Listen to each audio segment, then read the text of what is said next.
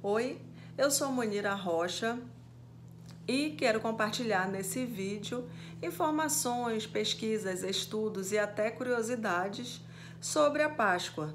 Acredito ser a fé um dos grandes anseios da humanidade e porque sou cristã, eu fico analisando, vendo e questionando e querendo saber, ter informações. Por que que determinado povo celebra de um jeito e outro povo celebra de outro jeito? Respeito todas as culturas, todas as celebrações, todas as interpretações. Acredito que respeito é a base da convivência social. Portanto, essa é apenas uma indagação do que é ser Páscoa, né? O que vem a ser Páscoa. Então, até os 4 anos, eu morei no Lago do Limão. O Lago do Limão é um lago afluente do Rio Amazonas, no Baixo Amazonas, na cidade de Parintins. E lá morava com os meus avós até os 4 anos. Quando chegava essa época, era uma época que eu não entendia. Eu desconheço se essa palavra Páscoa ela já tinha me alcançado. O que eu sabia é que quando eu acordava nesse período, né, e aí ia lá com a minha avó, mãe, eu posso brincar? Isso ela já estava à beira do fogão dela de barro, um grande fogão de barro, e ela dizia assim: não, menina, te quieta. E eu dizia assim: mas por quê? Porque hoje não é dia disso. Aí, mas é por quê? Aí ela carinhosamente pegava na minha mão e pedia para que eu procurasse a criação. Criação eram os animais. Aí eu olhava para o campo, realmente não havia nenhum animal andando. As vacas não estavam circulando, não tinha ninguém comendo, os passarinhos não estavam voando. Era um silêncio. E ela dizia assim: achou? Eu disse: não, não achei nada. E ela delicadamente conduzia o meu olhar à contemplação da natureza, mas agora debaixo de uma grande árvore. E aí, lá deitados à sombra, estavam as vacas, os cavalos, uma área de árvores, os bezerros e todos os animais estavam deitados. Realmente não tinha barulho, não tinha nada. Até o vento parece que parava. E aí ela dizia: vai deitar, menina. Aí nós morávamos numa casa de uma grande casa, um casarão de madeira, aqueles casarões que tem aqueles pezinhos, né? E aí eu deitava no chão, o chão bem limpinho, e começava a olhar para o céu, já que era a única coisa que eu podia fazer, né? Sem entender por que que naqueles dias só podíamos fazer nada. E aí daqui a pouco voltava e perguntava assim: mãe, pode ligar o rádio? Ela dizia assim: não. Menina, te aquieta? É, te aquieta. E aí eu ficava lá. Um pouco tempo depois nos mudamos para a cidade e aí ficou mais bacana. E as recordações que já vêm à minha mente é um período assim muito alegre, onde nos arrumávamos para ir à procissão, chegando até ganhar roupa nova, uau! E tinha procissão de manhã, tinha Via Crucis à noite, tinha Domingo de Ramos, tinha muita gente, muito peixe, muita alegria, mas ainda assim eu não entendia muito. Como a região amazônica não é uma região de coelho, né? Coelho não é um animal da nossa região, então eu não lembro de coelho e nem de ovo. Assim, mesmo indo à missa e tudo, às vezes eu tenho uma vaga lembrança de ovo, mas de coelho definitivamente não. Mas eu lembro muito do sábado de Aleluia. Uau, sábado de Aleluia, era o dia que a gente não podia apanhar. E aí dava para fazer aquelas sapequices, as peraltices, e a minha mãe olhava assim: menina, te quieta, senão tu vais já romper o sábado de Aleluia. E eu com sentimento de prazer, com sentimento, quase de vingança, porque eu sabia que naquele dia ela não podia me tocar. Naquele dia eu podia dar uma aprontadinha, dar uma corridinha e por alguma coisa que eu não sabia, eu estava protegida, eu era intocável por algum poder, alguma circunstância que eu não compreendia, porque nós íamos à missa e tudo, mas eu não conseguia ligar esse início da história a um meio e a um fim. Mesmo assim, não entendia o que era esse tempo. Eu já conhecia a palavra Páscoa sem ter internalizado o significado. Para mim, ficou sobre forte impacto emocional de memórias, de celebrações, de culto, que era um tempo de reverência, um tempo de honra, um tempo de reflexão, né? Um tempo que se cumpria um rito, mas eu não sabia por quê. Eu sabia como criança eu tinha que cumprir junto. E aí eu me pergunto como coach se a sua criança, seu filho, seu sobrinho, seu priminho, aquela criança, ela compreende se você já abriu a Bíblia para ela e contou, explicou quem são os verdadeiros personagens da Páscoa. Como criança, fica essa indagação e fica essa celebração e essa referência de um tempo de honra, um tempo que a humanidade deve se encontrar com a criação, mesmo sem entender sobre forte impacto emocional e sobre usos e costumes. As crianças daquele tempo, interiorizaram um tempo de reflexão, um tempo de honra, um tempo de cumprimento, um tempo de devoção e um tempo de respeito, né? Passado alguns anos, eu fui apresentada ao coelho, como você também, ao ovo de chocolate, e a palavra Páscoa, ela entrou na minha cabeça, ainda que não tenha absolvido o sacrifício, né? Mas a festa chegou em mim, o ato de trocar presentes, de se presentear chegou, a festividade chegou e eu já sabia o que era Páscoa.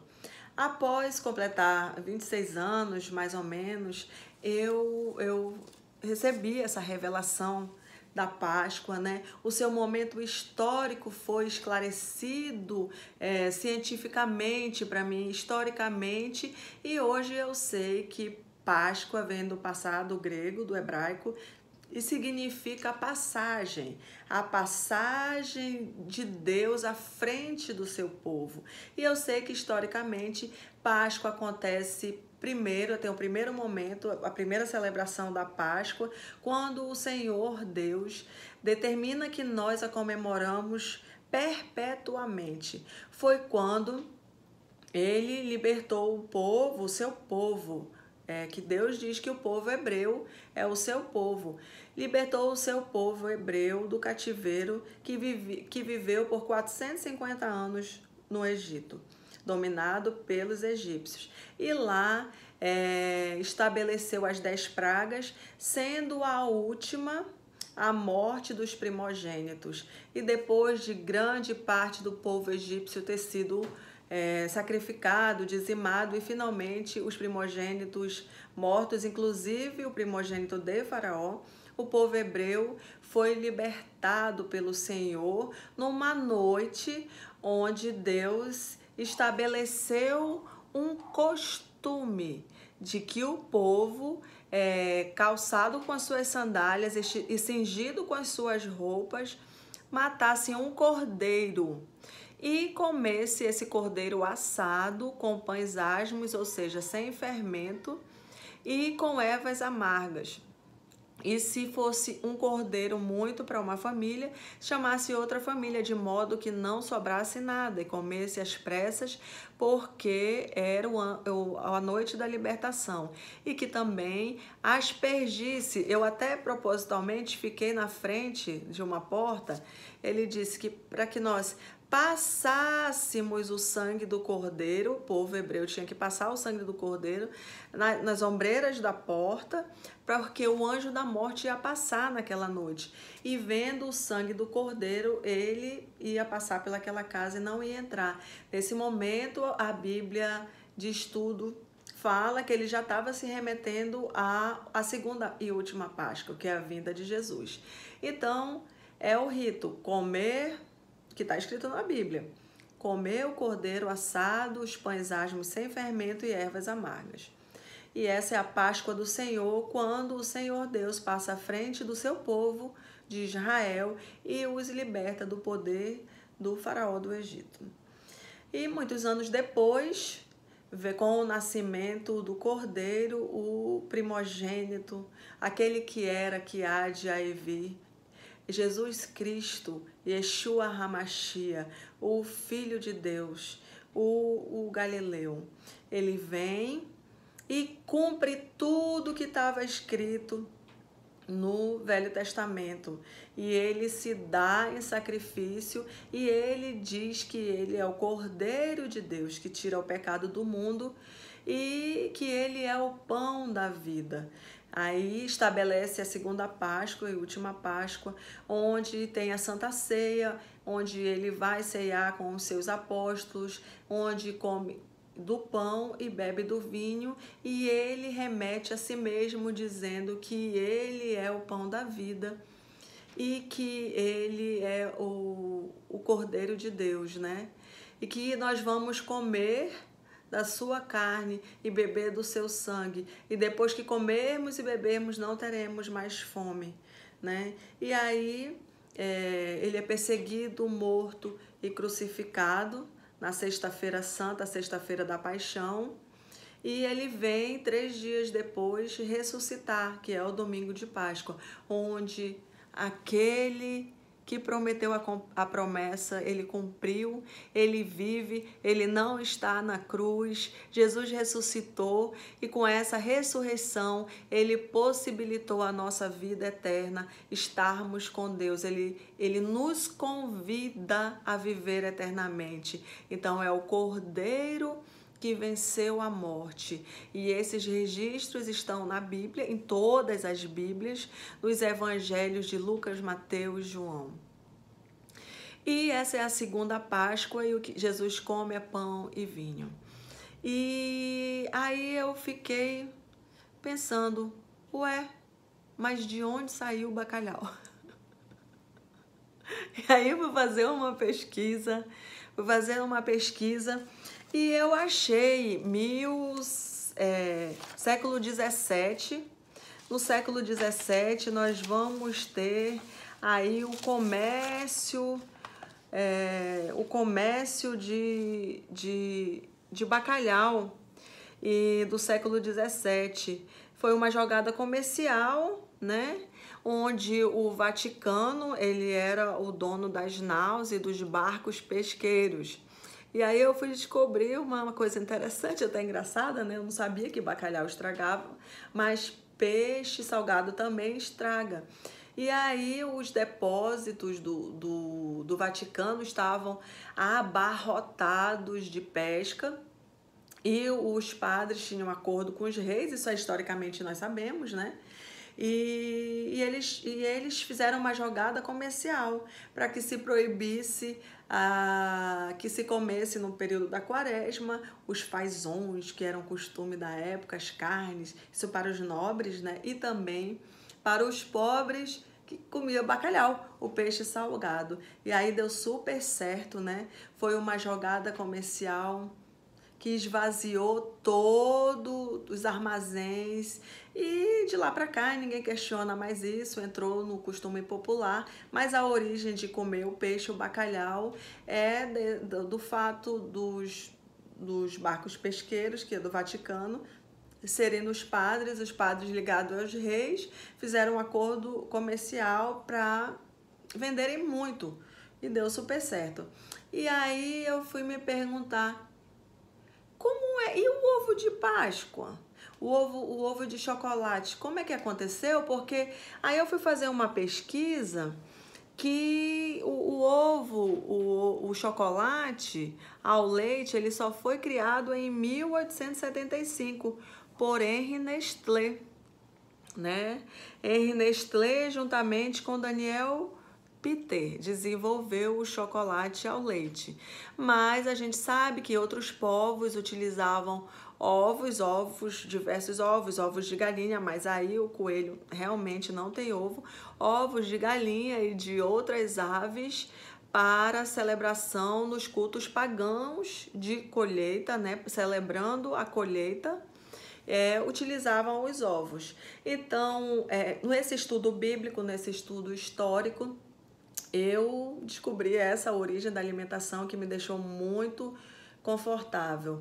Parabéns às pessoas que entendem o jejum, né, que compreendem esse jejum com propósito, que é o jejum da limpeza, que também ocorre no período da Páscoa, onde quem jejua se recusa, se furta, se priva a alimentação, se associando àqueles também que não comem, porque não têm o que comer. Pessoas que não comem, que não comeram hoje, sexta-feira da Paixão, que não vão comer amanhã, porque também não têm o que comer. E é um momento que se remetem também ao encontro com Deus, ao encontro com seu Criador, e praticam o jejum, né? Então, essas são as alimentações da Páscoa, e me deu uma sede muito grande sobre esse assunto, porque hoje, lavada e remida pelo sangue do Cordeiro, depois de ler a Bíblia, compreender o sentido da Páscoa, essa história, essa passagem de Deus sobre a nossa frente, e que foi capitaneada, comandada por Yeshua HaMashiach, Jesus Cristo, Rei da Glória, aquele que vive, aquele que venceu a morte. Quando ele me alcançou, ele trouxe sentido a essa história que agora tem início, meio, e eu e você vamos decidir como é que vai ser o fim, se na eternidade com o Pai, no cumprimento da palavra, de tudo que está escrito na Bíblia para quem crê, e o respeito dos que não creem, né? E aí eu também me remeto a você, pai, a você, mãe, a você que tem uma criança com você, né, na importância, porque quando eu comecei a escrever tudo isso e fazer essa pesquisa, e aí veio uma clareza, a minha consciência, que naquele tempo, mesmo sem entender, lembra que eu falei que eu me sentia protegida por esse período, que eu podia dar uma aprontadinha? A humanidade culpada não se permite tocar numa criança inocente e cativá-la, porque nesse período de Páscoa foi morto o Filho de Deus, né? E no sábado de Aleluia, eles não se permitem mais cometer o mesmo erro e bater no inocente, como bateram até a morte em Jesus. E eu te peço para que você tenha um encontro com o Espírito Santo, para que você possa viver a Páscoa verdadeira, a Páscoa de Jesus, aquela Páscoa que te conecta com a criação, e que possa sentir na natureza esse ápice, esse tudo, de tudo que foi criado, de tudo que hoje existe, porque Jesus de Nazaré, ele vive e ele bate a sua porta, porque ele é um cavalheiro. Você vai deixá-lo entrar. Então, eu sou Munira Rocha, eu quero agradecer a você que, com muito respeito, aquele que crê e aquele que não crê, assistiu essa pesquisa, essas informações, esse estudo, essa curiosidade, onde compartilhei um pouco da minha história. Que gostou ou não gostou, se tem curiosidade sobre outro assunto, deixe seu recado, compartilhe, me fale sobre o que você quer saber, e também eu te convido para assistir o próximo vídeo, que eu vou falar sobre mentalidade financeira. Muito obrigada, você é especial.